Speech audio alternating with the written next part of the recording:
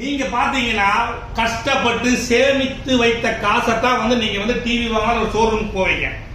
எவ்வளவு மிகப்பெரிய ஷோரூமுக்கு நீங்க மதுரைக்கு போனாலும் ஐபிஎஸ் டிவி கிடைக்கவே கிடைக்காது. ஏன் தெரியுங்களா? என்னுடைய நோக்கமே யாரெல்லாம் மதுரையில மக்கள் சின்ன சின்ன வீடு இருக்கும் அவங்களுக்கெல்லாம் வந்து தரமான குவாலிட்டியும் வெரி குட் பிரைஸ் 20,000 டிவியா 10,000 ரூபாய்க்கு ஐபிஎஸ் கொடுக்க முடியும். இன்னைக்கு மதுரையில பெரிய பெரிய கம்பெனி எல்லாம் எனக்கு டீலர் கொடுங்க டிஸ்ட்ரிபியூட்டர் கொடுங்கன்னு கேட்கறாங்க. பட் நாங்க அவங்களுக்கு கொடுக்கல. உங்களுக்கு தேவைப்பட்டா எங்களுடைய கான்டாக்ட் நம்பர் நாங்க கீழே கொடுத்துருக்கோம். அந்த நம்பரை கூப்பிடுங்க.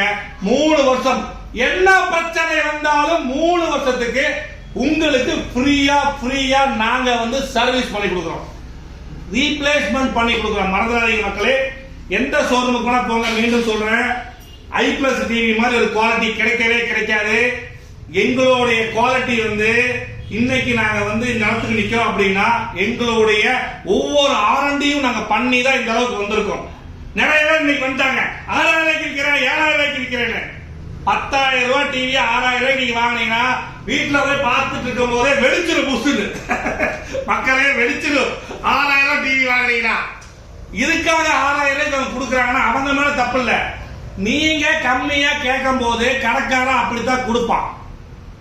கடைக்காரங்கிட்ட குவாலிட்டியான டிவி கேளுங்க, அவன் குவாலிட்டியான டிவி கொடுப்பான். இன்னைக்கு குவாலிட்டியான டிவி எடுத்துக்கங்க.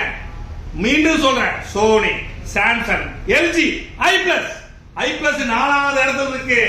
இந்த வருஷம் முடியறதுக்குள்ள 3வது இடத்துக்கு நாங்க வந்துருவோம். அதுக்குண்டான எல்லா முயற்சியுமே எங்க டீம் எடுத்துட்டு இருக்கு. இப்போ நம்ம வெப் ஓஎஸ் அப்படிங்கிறது என்ன அப்படிங்கறத நம்ம காமிக்க போறோம். வாங்க நேரா வெப் ஓஎஸ்க்கு போவோம். ஓகேவா?